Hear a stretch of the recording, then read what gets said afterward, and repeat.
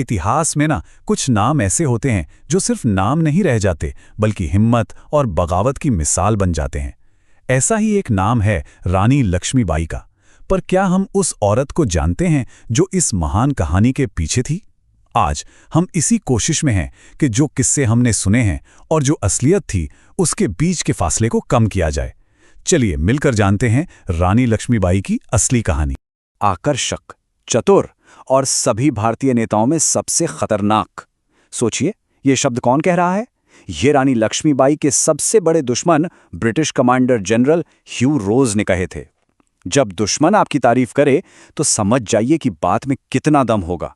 बस ये एक लाइन ही काफी है ये समझने के लिए कि वो क्या थी। अच्छा, रानी लक्ष्मीबाई का नाम सुनते ही क्या याद आता है? ज्यादातर लोगों के दिमाग में एक ही तस्वीर आती है ना? एक ऐसी सुपर हीरो जैसी इमेज जो सच से ज्यादा कहानी लगती है। पर सवाल यह है कि इसमें कितनी सच्चाई है। चलिए आज इसी तस्वीर के पीछे की हकीकत को थोड़ा कोरेदते हैं। तो चलिए इस लेजेंड से आगे बढ़ते हैं और उस लड़की से मिलते हैं जो वो असल में थी। उनकी कहानी की शुरुआत झांसी की रानी बनने से बहुत पहले एक लड़की के तौर पर होती है जिसका नाम था मणिकर्णिका। अब जरा सोचिए, 19वीं सदी की बात हो रही है। एक ऐसा जमाना जब लड़कियों को घर से बाहर निकलने की भी इजाजत नहीं थी। उस दौर में मणिकर्णिका पढ़ लिख रही थी, और सिर्फ पढ़ लिख नहीं, तलवारबाजी, घुड़सवारी, निशानेबाजी सब सीख रही थी। और पता उनके बचपन के दोस्त कौन थे? नाना साहब और तांत्या टोपे। जी हाँ, वो ही नाम जो आगे चलकर 1857 के गदर के सबसे बड़े नेताओं में से बने। तो समझ सकते हैं कि वो आज़ाद ख्यालों और हिम्मत की नींव बचपन में ही पड़ चुकी थी। अब आते हैं उनकी जिंदगी के उस मोड़ पर जहां से उनके असली संघर्ष की दास्तान शुरू हुई। ये एक ऐसा पॉलिटिकल क्लैश था जिसने उनकी पूरी जिंदगी और जो पहचान आज हम जानते हैं उसे हमेशा के लिए तय कर दिया। रानी की जिंदगी व्यक्तिगत तौर पर बहुत मुश्किलों से गुजरी। सिर्फ 14 साल की उम्र में शादी हुई, फिर उनका अपना बेटा हुआ जो सिर्फ 4 महीने ही जी सका, और इसके कुछ ही वक्त बाद उनके पति महाराजा की भी मौत हो गई। महाराजा ने अपनी मौत से ठीक एक दिन पहले एक बेटे को गोद लिया था ताकि झांसी का वारिस रहे, पर यही फैसला उनके और अंग्रेजों के बीच जंग की वजह बन गया। तो ये टकराव था क्या? ये था अंग्रेजों का डॉक्ट्रिन ऑफ लैप्स। इसे व्यपगत का सिद्धांत भी कहते हैं। ये लॉर्ड डलहौजी की एक बहुत ही चालाक पॉलिसी थी। सीधी सी बात थी, अगर किसी राजा का अपना सगा बेटा नहीं है तो उसका राजपाट सीधा ईस्ट इंडिया कंपनी का हो जाएगा। गोद लिए हुए बेटे को वारिस माना ही नहीं जाएगा। और बस यही नियम झांसी के लिए सबसे बड़ा खतरा बनकर सामने आया। तो अंग्रेजों ने क्या किया? उन्होंने न सिर्फ गोद लिए हुए बेटे को मानने से इनकार कर दिया, बल्कि पूरी झांसी पर ही कब्जा कर लिया और रानी को हुक्म दिया कि वो किला खाली कर दें। और इसके बदले में क्या दिया? 60,000 रुपए सालाना की पेंशन। मतलब सोचिए, एक रानी को उसके ही घर से निकालकर पेंशन पर रखने की बात। यह सिर्फ एक पॉलिटिकल मूव नहीं था, यह सीधी सीधी बेइज्जती थी, उनके आत्मसम्मान पर हमला था।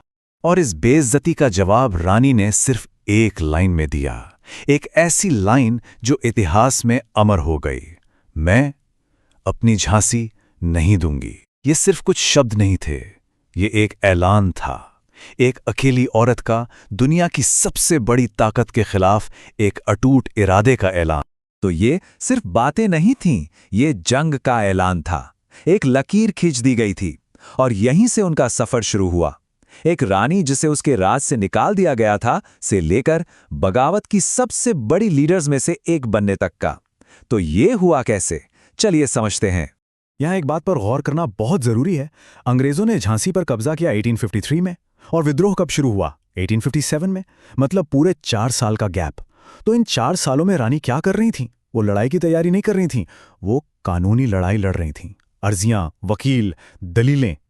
उन्होंने हर तरह से अपनी झांसी को वापस पाने की कोशिश की। उन्होंने सीधे तलवार नहीं उठाई थी, ये समझना बहुत जरूरी है। और एक और बहुत बड़ी गलतफहमी है। लोगों को लगता है कि झांसी में विद्रोह रानी ने ही शुरू करवाया था, लेकिन सच ये नहीं है। जब सिपाहियों ने बगावत की तो अंग्रेजों ने शुरू में रानी को ही कहा था कि वो हालात को संभालें, लेकिन धीरे धीरे अंग्रेज उन पर शक करने लगे। और जब उन्हें अंग्रेजों से कोई मदद नहीं मिली तो अपनी प्रजा को बचाने के लिए उनके पास बागियों का साथ देने के अलावा कोई और रास्ता ही नहीं बचा था। तो कह सकते हैं कि वो एक प्रैक्टिकल लीडर थीं, जिन्हें हालात ने विद्रोही बना दिया। अच्छा, अब हम ये तो समझ गए कि वो बगावत तक कैसे पहुंची, तो अब बात करते हैं उनकी कहानी से जुड़ी कुछ मशहूर कहानियों की और देखते हैं कि उनमें कितना सच है और कितना फसाना। सबसे पहली और सबसे फेमस इमेज, पीठ पर बंधा हुआ बच्चा। तो क्या ये सच है?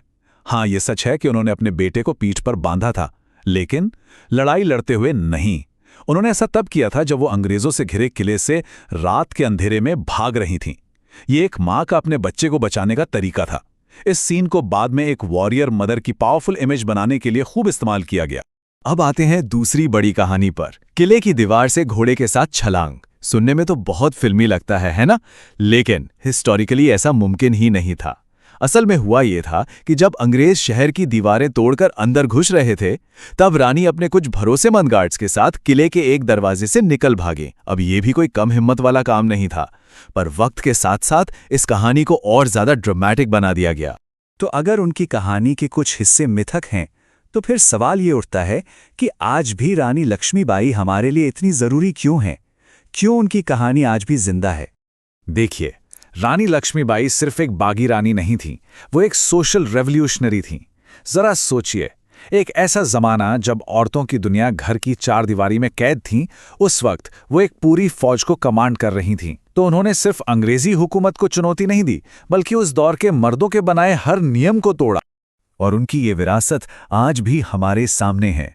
जब सुभाष चंद्र बोस ने आज़ाद हिंद फौज की पहली विमेंस यूनिट बनाई, तो उसका नाम क्या रखा? रानी झांसी रेजिमेंट। आज उनके नाम पर नेशनल पार्क्स हैं, यूनिवर्सिटीज हैं, मेडिकल कॉलेजेस हैं। ये सब क्या दिखाता है? यही कि वो सिर्फ इतिहास की किताब का एक चैप्टर नहीं है, वो इंडिया की पहचान का एक हिस्सा है। उनकी कहानी में ना दो बड़ी लड़ाइयाँ एक साथ मिलती हैं। एक देश की आज़ादी की लड़ाई और दूसरी एक औरत की अपनी पहचान और हक की लड़ाई। और शायद इसीलिए वो भारत में नेशनलिस्ट और फेमिनिस्ट दोनों मूवमेंट्स के लिए इतनी बड़ी और पावरफुल सिंबल हैं। तो आखिर में एक सवाल पर सोचना बनता है कि कोई इंसान जंग हारने के बाद भी आज़ादी और हिम्मत का इतना बड़ा प्रतीक कैसे बन जाता है? रानी लक्ष्मीबाई की कहानी हमें यही सिखाती है कि असल विरासत जीत हार से तय नहीं होती, वो तय होती है हिम्मत से, सेल्फ रिस्पेक्ट से और उस मकसद से जिसके लिए आप खड़े होते हैं, चाहे नतीजा कुछ भी हो।